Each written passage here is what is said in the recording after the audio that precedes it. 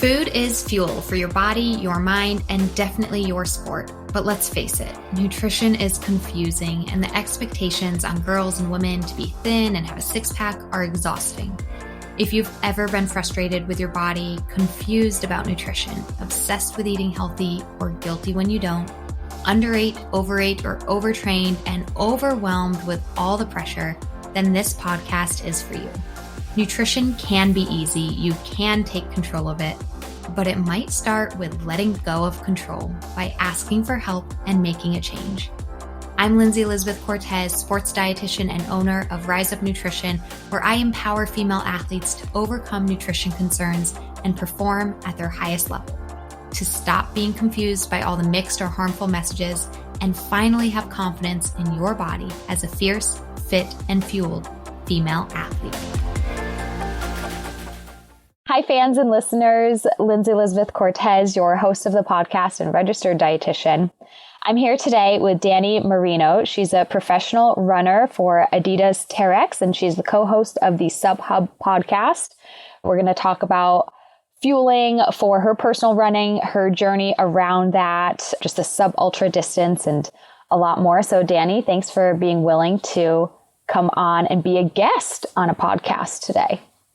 Yeah, thanks for having me, Lindsay. It's been a while since I've been a guest on one, so I'm actually very excited about this.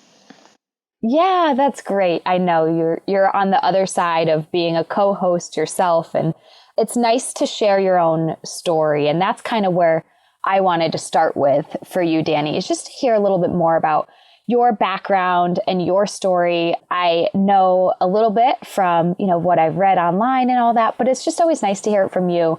You're a professional runner right now. I'd love to hear just your journey with sport, kind of growing up and what got you to where you are today. Yeah, it's definitely, I'm at a point in my life where I've probably been running more than not running at this point. But I started my journey like a lot of trail mountain runners in soccer. I loved soccer. Played on multiple teams, did the travel team, the school team, the club teams, all the things. So yeah, I was a soccer player all the way through high school. And I started running track in middle school as well, just kind of like a way to get in shape for soccer, like a lot of soccer players do. And then did it through high school. And that was kind of like the fork in the road because running was providing me with better opportunities, but I was also starting to fall in love with the sport even more at that point. I just really gravitated to the fact that it felt like a team event and an individual event, where soccer is primarily a team event. And so, yeah, eventually chose running and attended the UC Santa Barbara for running for cross country and track and field. And unfortunately fell into the group that hopefully becomes less common, but got burnt out in college and took a break after college. Was convinced I was never going to run again. And then lo and behold, only a year later, I started picking up trail running. So it didn't take very long, but and then became a professional within that first year and have been running professional trail and mountain running for, probably like 7 years now. Yeah. Or I've had a sponsorship. I would say I didn't become like a full-time professional until last year. Yeah. True. Right. Absolutely. Those things take time to build up and all that, but amazing. And so we're going to dive into the burnout piece, but just to kind of go in more chronological order, I want to touch back on your high school journey. And I love that about running in the sport of track and field, that it actually honestly is a great way to stay in shape for your other sport, whatever that might be. Most sports involve some level, if not of running, but just of cardiovascular fitness, where doing some running can help out, or doing track as a side sport, if it doesn't conflict with seasons, can be really, really helpful. So I love that soccer was your main sport. And then in high school, as you mentioned, you did track and field and you were starting to get recognized there for it and really having some breakout performances. And what I love about your story is the honesty that you've expressed, that I've, read some blog articles online about the challenges of hitting puberty and how that affected your running. But I also love that in your story, at least, be interested to hear it from your own mouth this time around, but you really had some positive role models around you to really help you through that time period. So how did going through puberty and having your body change affect your running? Yeah, I mean, I would say that was the first biggest challenge in my life, I guess, from like an athletic standpoint, because I was pretty thin, just like growing up, and like most kids just have endless energy. And I remember like getting my period for the first time and like being excited about it, because it's like, oh, like now I'm becoming a woman, this is really cool, and not having any foresight into how that was going to affect like how I felt on a day-to-day basis, athletically, physically, emotionally, like, and how that all kind of ties into the overall psyche as like a teenage girl growing up. And yeah, it was interesting because it felt like it happened overnight, and it felt so drastic because, I mean, like most girls, I put on weight. My body felt like it was changing like day by day very quickly. And all of a sudden I felt like out of control emotionally, and everything felt so like really high or just really low. And that was really hard for me too, because I've learned also that on top of that, I'm just an emotional person, and I've learned to embrace that at this point. But at that point in my life, I felt like it was like a disadvantage, and I saw it only as a bad thing, that I felt like out of control with everything. But yeah, I was really fortunate in that my mom, even before now, I think everyone's becoming more educated on how to better phrase things, for young women going through puberty. She always used the word like, oh, you're becoming stronger. And I love that. Even though like stuff wasn't fitting the same, she's like, oh, you're just so much stronger. And at the time, I didn't realize like how powerful that was, because I'm like, no, I'm slow though, and I'm big, and my shorts don't fit, and like now I have to wear a sports bra, instead of just like a training bra or whatever, and going through all of that. And so I think she was a big part of that. And then also just my high school coach, he never talked about our weight, and he also talked about like, oh, you're becoming stronger, like you're becoming like a better version of like your athletic self before. And he was just so patient with me, because that sophomore year was really hard. So I had kind of two voices going on in my head at the same time.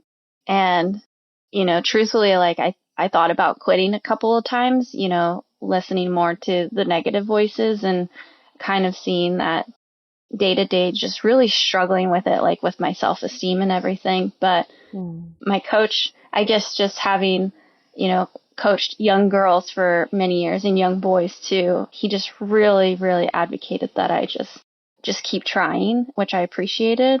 And so, yeah, I just kept at it, and there was a lot of tears and a lot of, will I ever, in quotes, like be good again, even though I'm only like 14 at the time. And then, yeah, as wild as it was, like senior year ended up being my best year ever, even better than my freshman year. And I will say one last note too. I think it was good and it wasn't bad, but my freshman year I got a lot of letters from prestigious colleges, because I was one of the best freshmen, not only in California, but the United States. And so to get all those letters and for it to just stop and go silent was really hard for me too. Yeah. And yeah, but I eventually made it through, and I'm really happy that I did. Absolutely.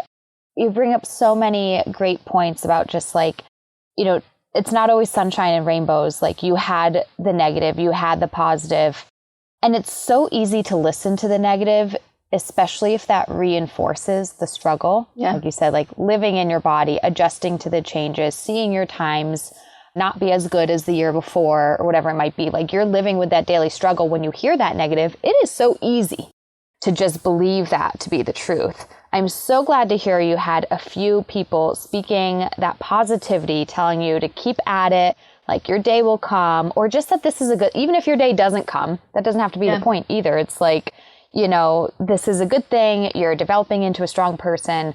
And I just think that you're such a great example of working through that, getting yourself through that phase. You truly are stronger on the other side. They weren't just saying that to make you feel better. It is the truth that you are becoming a stronger person when you get your hormones, working and at the time that they're supposed to, and you start adjusting to that. It's hard, but you do become a stronger athlete and a healthier person. And I think too, with, times, I don't know, where every coach is different, every program is different, but I have spoken to especially a lot of female coaches at the collegiate level that are recognizing this as they go through recruiting and being patient, maybe recruiting somebody who they're seeing potential in, even if they haven't, maybe they're not the top in the state, but they're seeing that potential, knowing what they're going through, and also being patient with those athletes that did, have some outstanding performances freshman, sophomore year, and then aren't so much junior and senior, and saying that's okay. Like, we'll build you up for your college career. So I think that's the power of spreading more knowledge about this such critical time period for female athletes, to work through puberty, to work with it and not see it as something that will hold you back. Yeah, no, I totally agree with that. And I think too, for, college recruiters, is trying to get as much context as possible too, because again, numbers are just numbers on a paper. And, unfortunately, my high school coach got some emails that I was in quotes, washed up and done. It was a 14-year-old, which doesn't help. But it's such terrible language too. I feel like if these adults could stop and pause and say, "Ooh, I'm using the term washed up for a 14-year-old." I think some people sometimes forget, how young that is and how much potential you always have. Yeah, definitely. Yeah. Well, so you go on, you have a great senior year. You do run at the collegiate level in track and field and cross country. And then you mentioned earlier that you hit burnout. And I do think this is very common for a variety of reasons, some which are normal, some which are not, of just, the college lifestyle is exhausting, the demanding schoolwork, the social pressures, and if you're on a team, the athletic demand of practices, travel, competition, especially since you were doing, all year long, competing. So burnout is really common. Do you, in hindsight now, being, years removed from that situation, do you look back on that time period and are there any things that you reflect on that you think could have prevented that burnout, or that you maybe could have done a little bit better to take care of yourself during that time? Or is it just kind of the nature of running at a high level for so long? Yeah. I go back and forth with that, because obviously I wouldn't be who I am today without having that chapter in my life. But if I were a coach, I probably would have done some things a little bit differently. And I think the biggest thing is not being so convinced that that was the end of my running career. My passion for running and being able to do it post college was so dependent on how I did in college. That was just kind of in my head. It's either you do it now or it's never going to be done again, because this is the only time that you'll have so much focus. And I say that in quotes because that's kind of what was fed to us. And so, I leaned really into running, and I think there was truly a lack of balance. But at the same time, I learned, better for worse, I know what it's like to go too far now. And I've not played with that at all, post collegiately, of just eat, breathing, sleeping, running, because I think, at least for me, it just wasn't emotionally, mentally, and physically stable, or I wasn't able to have that balance. So yeah, I think too, it's kind of interesting, with track and field in college, there's such a big emphasis on being an All-American, or at least at my era of collegiate track and field. I don't know if it's transitioning out of that, whereas with other sports, you look at football, colleges are so proud of their athletes that go on to be professional athletes. Whereas track and field, there's not that much promotion of athletes who then go on. For a few, Florida, University of Florida is a pretty good one. They recognize their athletes who have gone on, but most universities don't do that actually. They just kind of focus on what you did in that time and what they can get out of you during that time. Yeah, that's really interesting that I'm thinking about it. You're right. I mean, maybe some of those major male sports, football, hockey, can focus on the professional baseball. Yeah.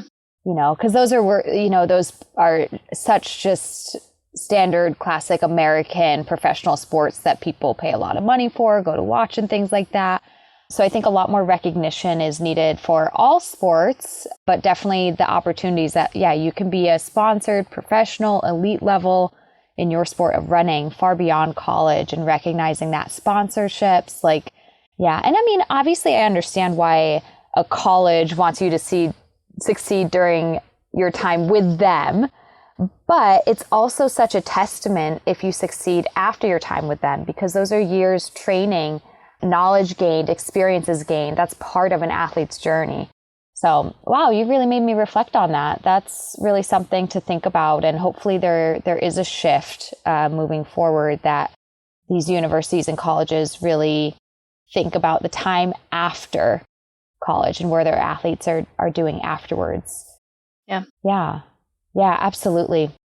And like you mentioned, so that eat, sleep, train, repeat mentality wasn't the best for you.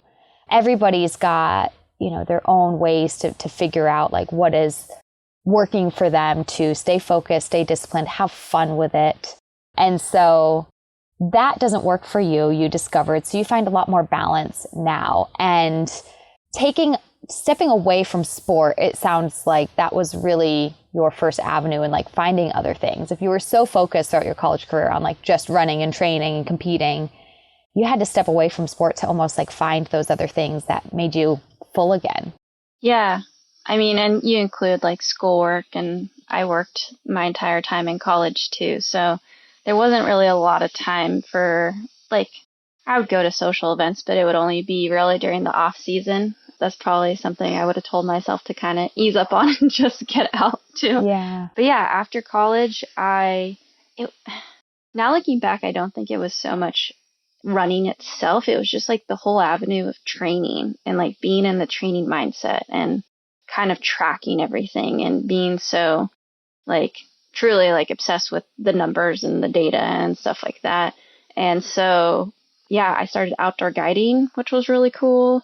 And I wasn't running. I was camping, climbing, really got into spearfishing, bought a motorcycle, just the whole 9 yards, complete 180, I would say, from what I was doing in college.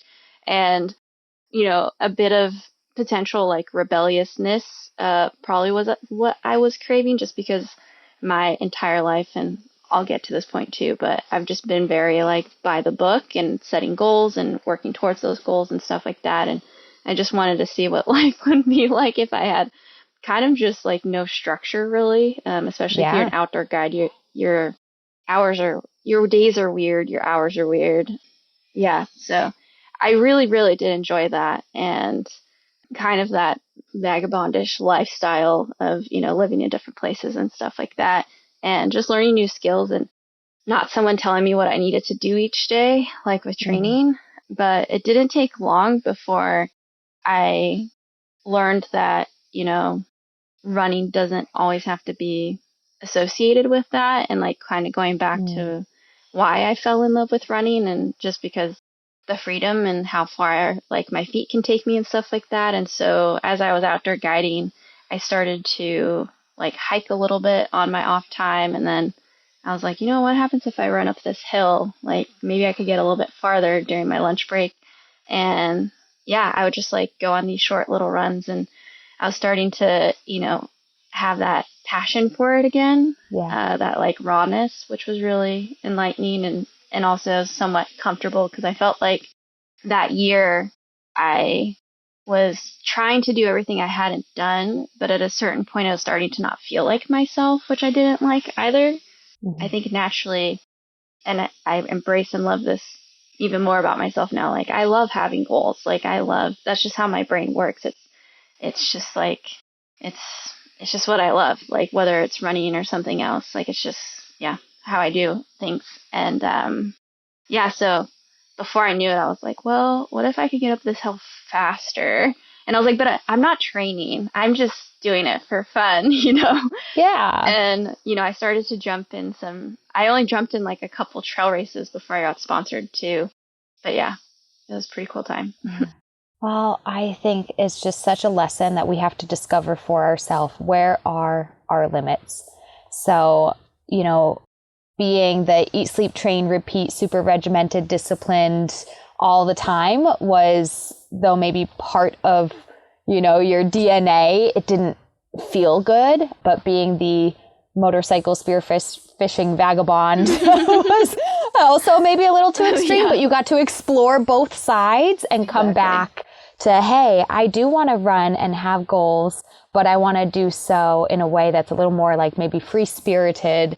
And I think we all, in whatever, path our life takes us, we have to find our limits in order to find our balance. Like, so many people are like, and I speak this way as a dietitian all the time, how do you find balance with your nutrition? I don't want to encourage that you have to go extreme, but sometimes we do have to, know what not feeling good feels like. Oh, I ate XYZ, it didn't feel good. Well, that helps you find the balance next time around, the next day or next week that you're eating something. So many people are trying to figure out with nutrition, how do I find balance? How do I find moderation? And there's no one definition of it.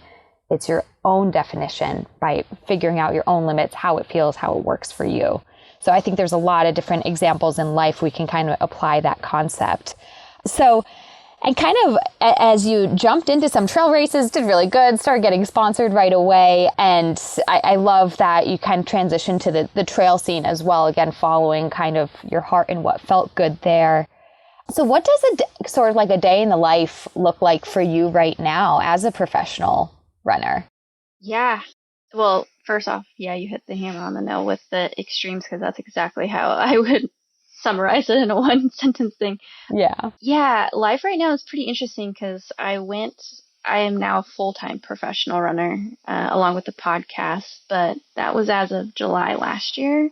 So I'm not even at the year mark yet, but right now it's just kind of, I just have more time to pause, which I didn't realize I didn't have that before because I didn't know any different. Like, I've worked since I could work, like since 15 years old, and, got the permission from high school. And that's all I knew was, it was either work, school, and running.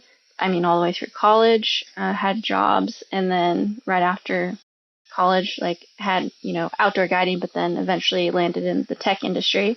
And I did that for 6, almost 7 years too. Yeah. And so, I'm finding more or less my schedule's roughly the same. I sleep a bit more longer, and then I have time for, activations and taking care of my body, which I've noticed has helped tremendously within the last almost year. And then, it's just cool because before it was always rushing to everything, and now I just kind of get to pause. And I'm really challenging myself to not try to fill my time, or since I've gone professional, because it's really easy to do, be like, oh, I have so much time now, I should do all these extra things. But let me start a side business. Exactly. But it's been nice. I've been pretty proud of myself. So so I activate, I run, and I eat. Yeah. And usually some stuff around the house or something like that. Yeah. No, it's funny.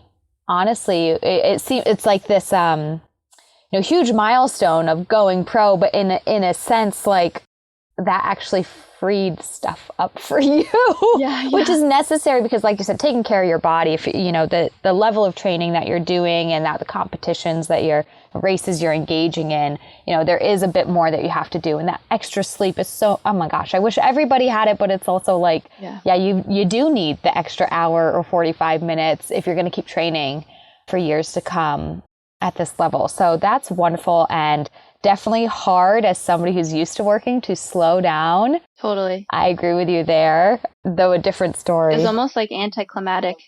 That's what you think should be this, like, but it's, I know, totally different story, but since having kids, I've slowed down work, and it's this weird, it's like, well, I can't work because of the kids, just like, it's like for you, like, you shouldn't work because you're a professional runner now, but you do find these little pockets of like, what do I do? What do I do? But it's like, no, this is what I'm doing. Exactly. I'm already doing it. We don't need anything extra. So Okay, so day in the life is training, taking care of your body, that extra sleep, and eating. So let's dive into the eating piece a little bit. This is a bizarre question that I've actually never asked a guest before, so it's not bizarre, but let me just explain the background to why I want to ask this question. Nutrition is always changing. I think it is. For some people rapidly, and others it's like your nutrition might be the same, and then 3 years later it's like different things. We learn along the way. We try new things. Somebody introduces us to a new recipe, whatever. And so I feel like it might not necessarily be a struggle or like a problem we're trying to fix, but it might be something that you've self-identified, like, oh, I really need to get better at this. Like I said to my husband yesterday, I was like, oh my God, I think I've been dehydrated all weekend. Like I need to get better at this, right? So like my focus today, I've got my huge water bottle with me as we're recording. Here it is. I started my day and I was like, my focus today is hydration because I didn't feel good over the weekend and I know I didn't drink enough, right? So that's kind of my background as to my question for you is what's your like current nutrition struggle that you're really focusing on trying to improve right now? Probably also hydration, just because the heat has Always. it's kind of increased where I live, and I've kind of noticed I've just been a little bit tighter. But yeah, probably hydration, because when it starts to heat up, I just kind of crave bubbly things too. Me too. That's all I've been drinking. Yeah. My bubbly seltzer waters. And I'm like, I just need regular water though. Exactly. Yeah. So that's been something that I also have been having to work on. Yeah. But yeah. And I'm trying to think, just getting into the rhythm of smoothies again, because I feel like it's a really easy way to get fruits in. Yeah. So yeah. Also with the summer coming. Oh, we're totally on the same page because it's heating up. I think I'm thirstier, it's hotter, and then I've only been craving those bubblies, which is fine, but like I've been having like, they come in 12-ounce cans, at least the ones I buy, those carbonated waters, and then like, but that's not enough to hydrate me. Yeah, exactly. So I need to fill up my water bottle, my bigger water bottle, and not just like have a can and then forget about hydration again for the next few hours. And yeah, smoothies are a great way. Same thing, just with it getting hotter, I was like, I'm going to start doing smoothies for breakfast, which I'm really not into, during the winter, or doing them more post-workout. It's a great option. So more hydration, staying on top of that, getting into more smoothies again. I love that that's your focus. Cool. Another kind of nutrition question for your day-to-day training. And, this can be something that's, you're doing right now or just things you've gradually learned throughout the years. Do you have any like 1, 2, or 3 tips that's just like, this helps me stay on top of my fueling, make sure I'm energized, make sure I'm recovered, just for getting through daily training? What works for you nutrition-wise? Yeah, I'm like a big protein person. I have so much protein. So I religiously like need protein after every run, even if it's like a short run and if it's just like a little cup of yogurt or Greek yogurt or something like that. Mm-hmm. But yeah, I usually have my shaker bottle with like protein no matter what. And then I eat a lot of fat too. Like I love fat, just whatever. So like butter, use that on everything. Like I chow down on butter and olive oil and stuff like that. Obviously there's healthy fats too, like salmon and avocado, but those are just things. And whole milk, like I love whole milk. So I usually will have that if I'm at home, like with my protein powder. So yeah, that's honestly what I attribute a lot of me, knock on wood, but I haven't really gotten like a running injury since college maybe. Yeah. And I think it's just because like I eat a lot of protein. And with the Greek yogurt to get like that calcium stuff too. Obviously there's other facets, but I think that is like a big determining factor of it. Yeah. And I love the focus on whole fats as well. I had a conversation with a client the other day about using butter more. Yeah. And I was just like, there's just, it just tastes good. And it's delicious. It tastes good. The calories, the fats from there, it can really level up a meal, get you more satiated. I think it's also a way, especially for athletes who need, sometimes I kind of hate to say this, but we need to like fit in those calories, right? It's like you need more. Totally. And hopefully you have an appetite and are hungry and want to eat, but sometimes you're not. Well, if you're like, put butter on your bread, then you're already eating the bread, just put butter on it. Cook your eggs in butter. You're already eating eggs. Just cook them, not, skip the spray that's not really doing anything for you and add the butter. They taste better. You're getting more nutrition out of it. So I think there's a lot, like I'm a big butter fan as well in cooking. Mix it into your rice as you're making rice. It actually says that on the package directions. Most rice encourages you to put a tablespoon of butter as you're making it. It comes out better and you're getting that little boost in nutrition. When I was in college, I had a teammate who made double butter sandwiches, which was butter and peanut butter on his bread because he just needed those extra calories to sustain himself. And I've always remembered that, and I've tried it, and it tastes good. Yeah. A double butter sandwich. That's awesome. I love that. How about for your races? Any things that you have in mind that you're just like, again, this is what works for me to stay fueled during a race? And I know you are racing various different distances and terrain can vary wildly. So I know that might adjust your plan somewhat, but generally speaking. Is this leading up into a race or during? Yeah, maybe I was kind of the whole thing. So day before, morning of, and during race. Yeah. I've learned my stomach's pretty strong, which is an asset, which is nice. And usually the day before, the only meal I might change is my dinner, and I'll just eat more simply just plain rice and chicken. Mm-hmm. But usually I'll have a pretty big breakfast, eggs, bacon, toast, if I have access to it. And then lunch, I really like having a big sandwich with everything in it. And then the dinner usually gets a little bit more simple. Mm-hmm. And maybe I'll make 2 days out the dinner quite simple, just with a lot of rice and then chicken. And then if I have access to avocado or another fat, or I'll just douse the rice in olive oil or something like that. Yeah. But yeah, I don't know. I just really think protein and fat even helps me in my races with it being 3 to 5 hours and stuff. Yeah. And then the morning of, I'll usually go oatmeal, just plain oatmeal with some banana. Mm-hmm. I'm not a huge nut butter person. I don't crave it, even though I know it'd probably be good to have that too. And then during the race, I've been working on it for probably the past year, but I usually aim for 90 grams an hour. But even my last race, 100 grams, the first 2 hours was perfect. That's great. Yeah. And again, for our listeners, remembering to running, sport of running, endurance sports, we need those carbohydrates for performance, which you're clearly getting in. When you get into those longer races, as you are too, we're not talking a 5K, we're talking, 3 to 5 hours.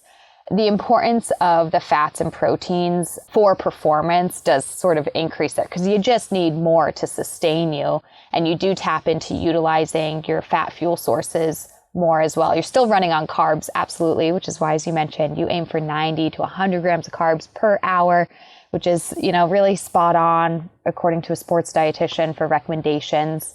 Individual differences and variations slightly, but so I think you've really found something that works for you. I love that you don't have to change too much. How you eat while you train is for the most part what works. You just maybe might do something a little more simple. Yeah. Not trying any, fancy spicy meals the night before, but, it's still food that you're used to, comfortable with, something that's pretty normal for you.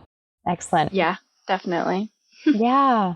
Well, thank you for sharing that. I think it's nice for people to hear, okay, what's the, professional recommendation? And then also for somebody who is successful, what are they doing? That doesn't mean that what you do will work for someone else, but it just gives an idea for listeners. I did forget something that is kind of key is that I do take the drink mixes that I'm taking during the race. I do take some usually 2 days out too, to get extra carbs throughout the day. Yeah. Some carb loading via a carb drink. Exactly. Yeah. Yeah. And the one that you use during training or during race fuel, you can have as you carb load. Absolutely. Yeah. It's one of the easiest ways. Because again, going back to sometimes you can't always eat all the fuel that you need. If you need X amount of carbohydrate and that just feels too difficult, drinking it is such an easier way. And we work on that hydration at the same time. Yeah. Yeah, I love it. Wonderful, Dani. Thank you for sharing that with us. So as we wrap things up, I also just want to give a shout out to your podcast that you co-host, the SubHub podcast. I have a little bit of a naive question, but your podcast focuses on the sub-ultra running community. So for anybody who's not familiar with the sport of running, basically anything over marathon distance, over 26.2 miles is considered an ultra marathoning. And this can vary wildly. There's 30-mile races to 100-mile races, multi-day races. But I agree with you that I feel like, we've got our track and field events, and then we've got like road races, 5K, 10K, half marathon, marathon. And then we've got ultras. Mm-hmm. But in reality, we can run any distance we want. It's not marathon or nothing. It's not 5K or marathon. And I think in the trail community too, there's, it seems to be just all these really, really long distance races. And so I love that you're bringing awareness to, hey, it could be an 18-mile race. It could be a 12-mile trail race. I love that. It could be a 29-mile trail race, and that's still really amazing, Yeah. It doesn't always have to be this designated ultra race. My somewhat naive question is, what is SubHub podcast? Yeah, Hub is like a center of information. Okay. So it's just, we took out ultra instead of doing the sub-ultra hub. Ultra. Yeah, the SubHub. Yeah, thanks for highlighting that, because I think it's really important that people, because when I would talk to people about trail running, they're like, oh, you're running 100 miles. And I was like, no, I only run like 12 miles or 15 miles. And now I've run, more 50Ks. And we kind of take that under our SubHub umbrella, even though technically it is in the ultra, because we think it's a distance that also deserves love. But we just want people to know that trail running and mountain running isn't just that. And it can be more approachable for anybody. And it's just like most of these trail races, they'll have like a 10K where you can go out and try it. So no one should feel pressure that it's like, oh, I want to try trail running. I need to run 100K at least. And it's like, no. Yeah. Like, do it at your own pace. There's tons of people who love those shorter distances. And then, for those folks who are coming out of college and want to try trails but don't want to do longer distances, because that's a long way to go. And, to ask an 18-year-old or like a 21-year-old coming straight out of college to start doing 100s, like, that's not for everybody, and probably takes years really to build up to that safely without injury. Exactly. It probably should be for the majority of those people that age. And so, we just want to bring awareness there, because at least when I started, that's the only question I got was, when are you running 100 miles? When are you running 50 miles? And at first I just was like, oh, I'm not going to ever run that, and people would be like, why? Like, that's where the sport is at. Like, you'll make more money there. And, I'm just really proud of myself that I just stuck to what I love, because now I'm at a place where I'm actually like really interested in like bumping up distance, but I have like 6 or 7 years under my belt where I've been able to really focus on these distances. And like you said, like, it's still quite far, and it's 4 to 6 hours. And I just wanted to highlight that. Like, a big part of it was so that anyone can feel like they could come into this space and they don't need to run 50 miles. Yeah. Absolutely. It makes so much sense, especially for those runners out of college. Like you said, your distance runners in college are still racing 5 and 10Ks. So to suddenly have this pressure feeling like I need to enter into like, the marathon world or the ultra running world, it's like, no, there's still, there's 5K, 10K distances on the road, on the track, on the trails that we can explore and have fun with and succeed with. And I mean, I'm not a professional athlete, so I didn't feel that pressure, but I know in my experiences that's how I got into trail running as well, was the trail 5K, the trail 10K. Yeah. And that's the way to make it, approachable, is something, okay, I know I can cover the distance. Now let me change, the terrain. Exactly. And that's a whole new world right there. Yeah. Yeah. Mm-hmm. And I don't think that in the sport of running, it doesn't need to always be about going further. Yeah. Yeah, I know the slogan is always always further, faster, whatever. But, I think that there's so much to be accomplished in the shorter distances that I don't think it always has to be about more all the time. Yep, definitely. Yeah. Well, Dani, thank you for just telling us more about your journey, lessons learned along the way, some fueling tactics that work for you. This was really great. I will end every episode with a few rapid fire questions. Are you ready? Yes, let's go. If there was one food you could eat every single day for the rest of your life and never get sick of it, what would it be? Oh, man. Shoot. Maybe cereal or steak. Totally different. Love it. Yeah. Cereal or steak? Sorry. Go ahead. I love it. Seems obvious, but you never know. What is your favorite sport to participate in? I was going to mess around, but yeah, trail running. Awesome. And how about as a spectator? What's your favorite sport to watch and cheer on? Probably trail running and mountain running. Yeah. Yeah, for sure. Last question, is there another female athlete out there that you want to give a shout out to for being an inspiration, a role model for any reason? Who is she and why? Wow. Oh, shoot. I'm really blessed. I have a lot. But more recently, maybe Abby Hall. She's on my team. Just because we have a lot of great phone calls, and she just got through an injury that took her out pretty much all of last year. And I'm just really proud of her for sticking it through. And, like anyone going through an injury, that's a really hard time to navigate that and really believe you're going to come back. But it's just been really cool watching her come into her own again. And I'm just really excited for her year this year. Yeah. And she's just always so kind to talk to. Yeah. Yeah. Well, shout out to Abby, and thank you, Dani, again for coming on our podcast. And for anybody interested in learning more, keeping up to date with the sub-ultra distance running community, be sure to check out the SubHub podcast and follow Dani in her running journey. Awesome. Thanks for having me, Lindsay. Well, everybody, thanks for listening. I really hope you enjoyed that episode. And if you did, if you are a true fan of female athlete nutrition, then I would love if you could support our podcast by spreading the word. Share a review on your listening channel, give us 5 stars. It really helps get the word out and get the show more views to positively impact others. Also, you can support the podcast by joining our Patreon. Head to patreon.com/femaleathletenutrition to consider a donation, or even better, join our membership where you get extra monthly content and perks. We don't want you to simply listen alone. We want you to be a part of a community and a movement of fierce, fit, and fueled female athletes. So patreon.com/femaleathletenutrition is where you can do exactly that, learn more, and join.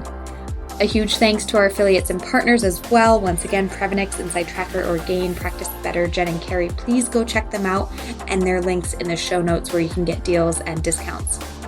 Last, be sure that you do more than just listen. If you need help with fueling, it's time to take action. Head to my website to learn more.